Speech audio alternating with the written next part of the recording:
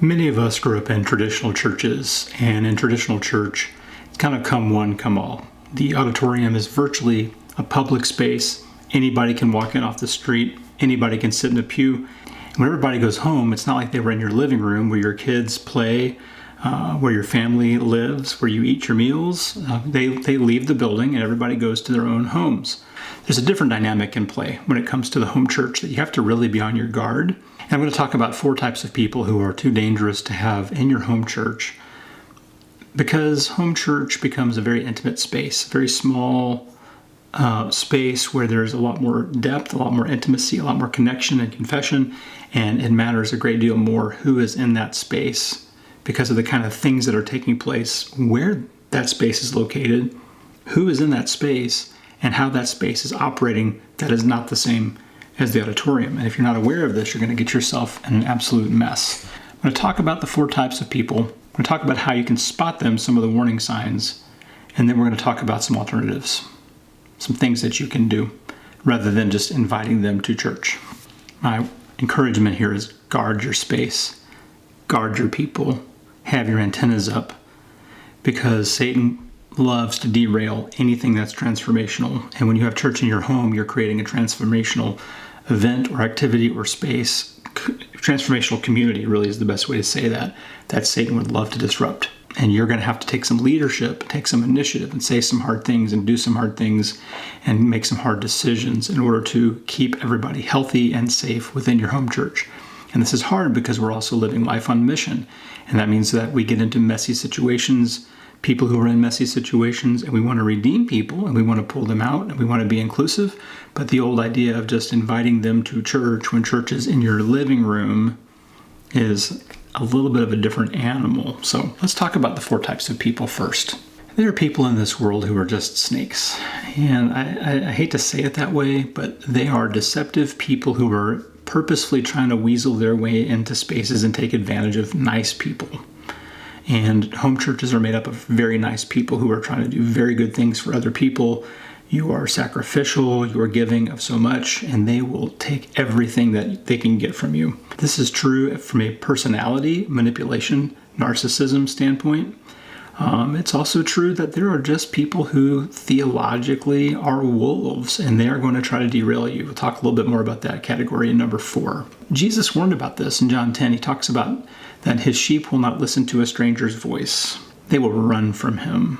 You know, in the big church, it's like nobody's running from anybody. Bring them all in, just get them all in here. And you end up sometimes in some really, really bad situations. But once again, I think the home multiplies the impact because the home is more transformational space than the auditorium. So Paul warns in Acts 20:29 that there are savage wolves who are going to enter in.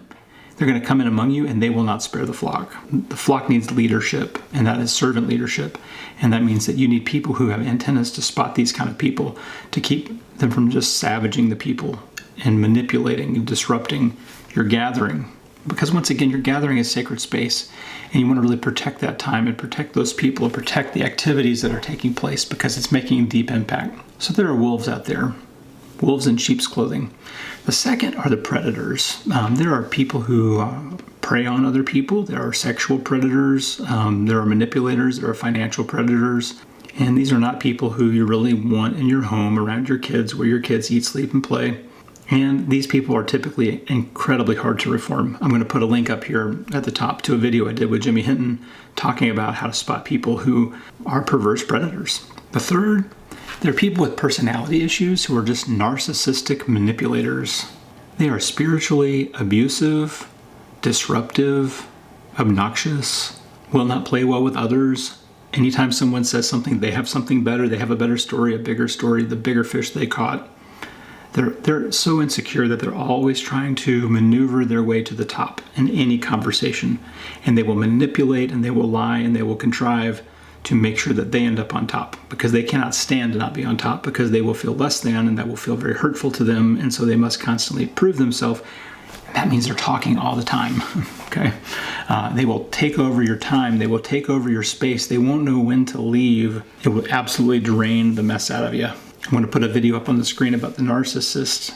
These are specifically narcissistic pastors or preachers, but the same criteria will apply to narcissistic people. You need to really get in tune with personality disorders, narcissism in particular, borderline personality disorder, so that you can really spot these things. These people are just not going to sit right. You're just going to know like something's off, something's not clicking. There's attachment issues. They might like overly attach themselves to the leader of the group or the facilitator of the gathering in a very unhealthy way. And that might feel really good at first because you're like, oh, someone really wants to spend time around me. Someone's really attracted to something about what's going on. This feels really good that we're being affirmed by this person, that they want to be here in an over-the-top kind of way. So you have to really, really be on your guard so that you don't so seek that affirmation that you overlook the bad behavior. And then the fourth kind of goes along with the snakes and the wolves in number one is there are false teachers out there who will weasel their way in, and they kind of have their pet teaching, their pet doctrine that they're going to want to push on the group. And you're going to have to differentiate some things here between doctrines that are like essential core doctrines and things that are just opinion. If somebody comes in and has a really odd view on Revelation or something like that, that's just pretty benign, then you might think, well, I don't think that's really true doctrine. I don't really think that's what the Bible says, but it's not really all that harmful. But you have people who come in who begin really undermining, and the word deconstruct, can be a very devastating thing. They're just picking things apart. They're pulling apart the core beliefs of the Christian faith. They're there to do harm. Make no mistake. They're not there to have an open dialogue, to be able to examine the scriptures and be open to God's leading. They are leading, and they're leading you to a very dangerous place. But there are people who are just mistaken on minutia, and that's less of a dangerous situation or person. Although, so my point is that you have to really make some determinations of, is this thing that's being taught, how serious is it? Is this somebody who is malicious, or is this someone who is mistaken? You can be just mistaken, but still be off on a very serious topic that undermines some core Christian beliefs. So you might say, well, that's just an odd take on Revelation. But if their odd take on Revelation diminishes the authority of Christ or something like that, that's pretty serious. So you got to really be on your guard. And in all these things, you have to really take leadership, and you have to really have your antennas up, and you have to really not be too worried about offending somebody or telling somebody that they can't really come back. Now, this takes us to the third part of the conversation is, what do you do with people like this? Some people just can't be helped. Some people don't want to be helped. And I want to give you some warning signs and some things to look for. So if you have somebody who's constantly talking over everybody, and you've made an attempt to correct that, and you've gone to them and say, hey, this isn't going well, we really need to dial this back in because other people aren't able to share or people are intimidated. If they can't accept that correction and they just keep steamrolling over people, that person's going to need to be removed from the group. And I did a video on disruptive people. I'll put a link to that up here as well. But some people can't be helped. And when you do home church, you're helpers, you're givers, you're sacrificers. And it's really going to be hard for some of you to accept the fact that there are some people out there you just don't have the skill set to help. Or even if you did have the skill set to help, they cannot be helped because they're unwilling to be helped. So you have to make some determination of, is this person someone who is teachable, learnable, workable, or is this someone who's not? So here's an example. Sometimes in the comments here on YouTube, or even in some personal conversations, and also on Facebook, I'll run into somebody who will just come at it with like, here's 5 things that are wrong with what's being said. And then I'll come back with, well, here's a thoughtful response. I see what you're saying about this. Here's my response to them. I see what you're saying about this, but here's some things you might want to think about. And instead of them saying, well, thank you for thinking on that. Thank you for your thoughtful response. But their responses to my response, they're like, here's 15 more things that you're wrong on. And you start to learn rather quickly that there are some people who are not in a conversation for a conversation. They're in a conversation to leverage your space for their agenda, not Christ's agenda. And when people do that, and they've been warned, they've been approached and talked to and can't find a correction course for that, they need to be removed from the gathering. They need to be politely disinvited. And so what you have to do, the warning signs are like, listen to what they have to say. You're going to have ears to hear the truth and what's going on. Are they manipulating? Are they lying? Are they gaslighting? Are they narcissists? Can they be corrected or teachable? So when people confront them on something or bring up things that don't agree with them, how do they handle that?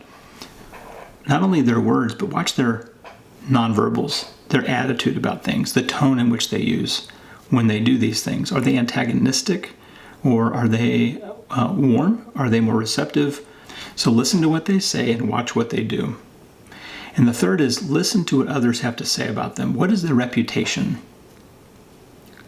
They have a positive reputation? Well, then maybe this situation is a little off. Maybe they had a little hard day, because that can happen. Someone's had a rough day, and they're bringing that into the gathering, and they're taking it out on everybody. Well, that person may be workable. It's just kind of a rough moment. So, if they have a good reputation, you might give them a second run at this thing, right?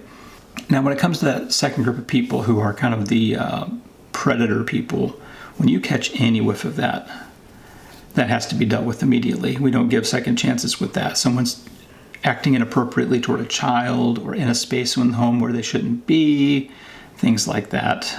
You're going to have to nip that in the bud. I remember one time having a conversation with someone who's kind of touching my son's knee and turning around and putting his hand. I said, "We're not doing that again. You're really not welcome if that's where you're at, to be touching the kids in the gathering like that. Unacceptable," right? So last thought here. If someone is workable, but the gathering is just not the space for them, then you might work with them one-on-one in discipleship to try to get them to a point where they're workable within the gathering. So we're still saying maybe there is a space for you, but it's just not in the gathering, but it is over here instead.